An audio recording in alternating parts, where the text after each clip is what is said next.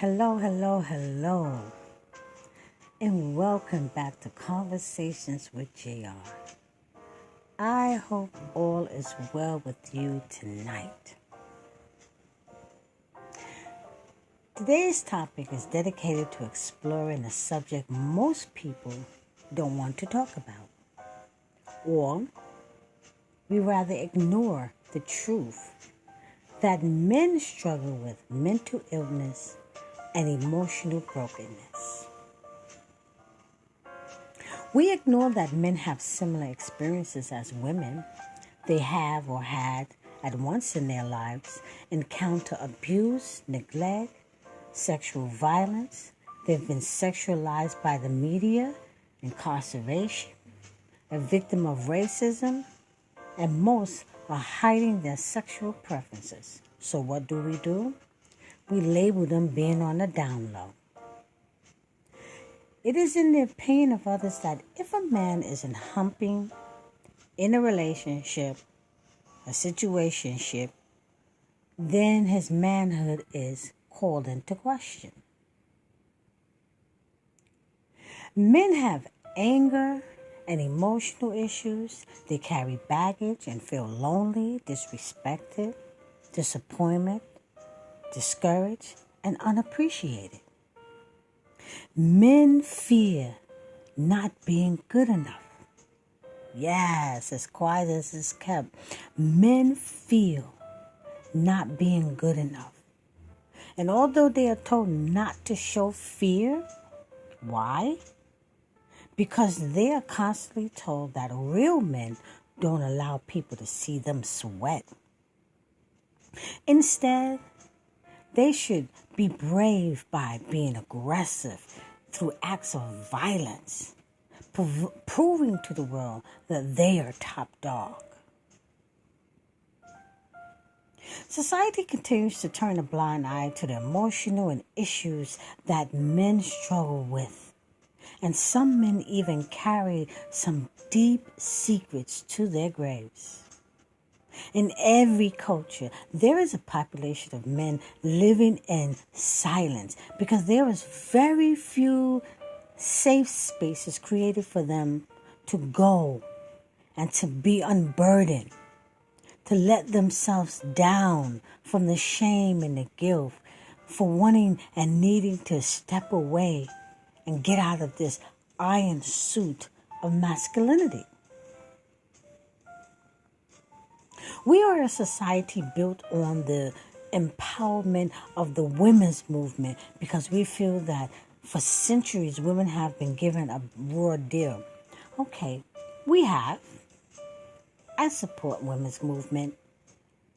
But men have been forced into the spotlight because they have been told that their duty is to be brave and be a provider, protect, and emotionally detached and silent and militant and masculine. And if they fail to meet any of these standards, then they are failing as a man. Then we, meaning society, play the blame game. What we do is that we look around and we want to point fingers and we wonder why we are seeing a rise of domestic violence and men wanting to be women and men killing each other and men heavily abusing drugs and men on alcohol and men, the population of homeless men, population of men that's jobless, that's unemployed, men who do not have direction for their lives. And throughout the course of their lives, men who ignore their mental illness and ignore their emotional trauma and ignore that they need things inside of them to come out. Because society is better at telling them to suppress because you are a man. Don't tell. Don't ask. Don't tell. So what men do is that they take these feelings and they mistreat their families and they continuously to be incarcerated and they lack proper communication skills. They lack proper relationship skills. They continuously to be broken, desperate, and hopeless. Society on the whole is to blame. We have created situations that cause men to carry a chip on their shoulders. We are not creating support systems for them. We are not creating peace inside homes where men can come home and find balance and be open about their pain and be open about what they're struggling with. We keep choking them with impossible standards and threatening the strength of their manhood. And if they dare show any signs of weakness, that's a problem. Because you got to man up. Men need to be genuinely embraced with authentic love. And to know that it's okay not to be okay. We tell women that. It's okay that you're having a bad day. And it's okay not to be okay. We need to do the same thing for men. Men need to know from the core of their being that someone is sincere about having their back. Because we are so reluctant to talk about men and mental illness and emotional brokenness, we continue to create a society for them to be dysfunctional, to be lost and to be silent and to be withdrawn and emotionally detached and to live in denial about the emotional trauma in their lives that need to be healed. We need to create a society where we foster empathy for men. Address the connection to male suicide. It's male suicide that is connected to the mental illness. It's male suicide and abuse and all this aggressiveness that is connected to mental illness and anger and emotional brokenness. Men are tired of carrying such heavy burdens.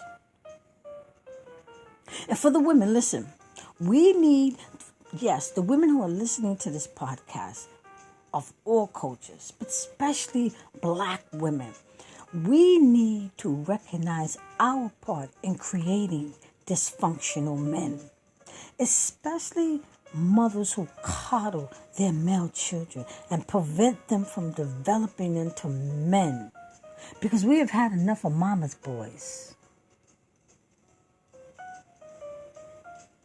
And until we break this practice, I'm talking about society. I'm talking about cultural beliefs. I'm talking about religious beliefs. I'm talking about all this aggressiveness when it comes down to sports and in the workplace. Until we, as a society on a whole, stop practicing this taboo about men and mental illness, we will continue to breed a world where men will never understand the joys of being whole, being unashamed, guilt-free, and free from hiding skeletons of emotional brokenness and mental illness. I know that this is a subject that a lot of people, we just really don't sit down and we don't talk about it. We have gathering of women. We have online support for women. Women have a girls' night out. And we sit and we vent and we talk to one another. And we develop these little cliques and villages to support women in our emotional distress and our trauma. Women are encouraged to heal so that they can be a better version of themselves. But we don't do the same thing for men. Because this has always been assumed that men have nothing to heal from. It has always been told that women, we are the emotional ones, the broken ones, the dysfunctional ones, the crybabies, the naggers. We have been told that we are the ones that bring the baggage into the relationships. We have been told that we had to fix ourselves to be 100% 100% whole in order to go into relationships to be all that we can be. But what about all the emotional brokenness of men? You mean to tell me that we have a society of men from the day that they were born up until whatever age that they go through, that they are perfect beings and that they have never encountered any type of emotional, mental stress in their lives? That they could continue to go through their life being emotionally detached? You mean to tell me that men don't enter relationships with baggage?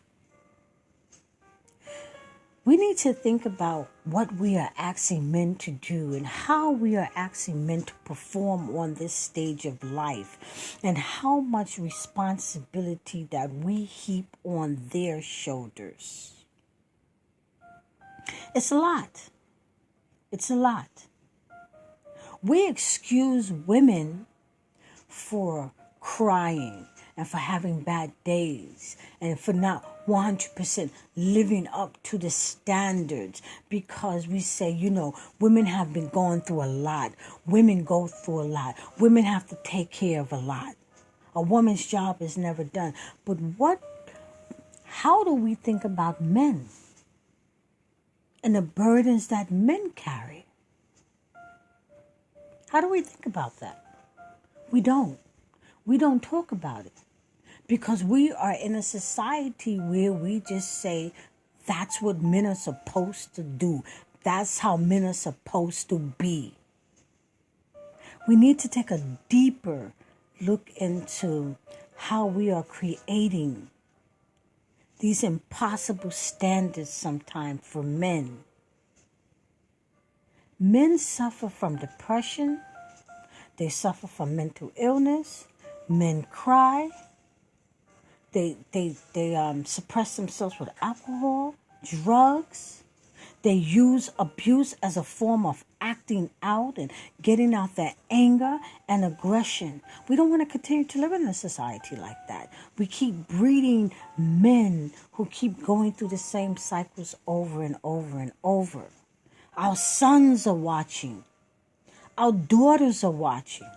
And our young women think that this is the way men are supposed to be, and it's okay. And it's not.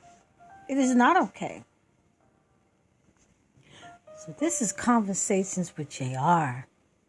And I am hoping that anyone who is listening to this podcast will think about what I am saying. Share this podcast. Share it with someone that you can sit and have a deep, open conversation about, and that we will really think about the mental illness of men and the struggles that men go through and try to create some help for them. Men need help too. They may not be good about asking for it, but they need help too.